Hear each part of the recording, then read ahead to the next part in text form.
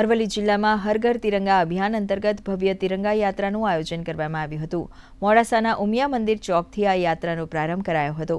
સ્થાનિક ધારાસભ્ય ભીખુસિંહજી પરમાર, જિલ્લા કલેક્ટર, વિકાસ અધિકારી, પોલીસ વડા અને ભાજપ પ્રમુખે સંયુક્તપણે લીલી ઝંડી બતાવી યાત્રાને પ્રસ્થાન કરાવ્યું હતું। આ દેશભક્તિની યાત્રામાં મોટી સંખ્યામાં પોલીસ જવાનો, અધિકારીઓ, હોમગાર્ડ્સ અને શાળા કોલેજના વિદ્યાર્થીઓ ઉત્સાહભેર જોડાયા હતા।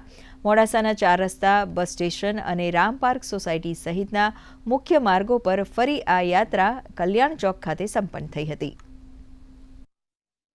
આયોજન કરીને આ તિરંગા યાત્રા મોડાસા શહેરની અંદર કાઢવામાં આવી।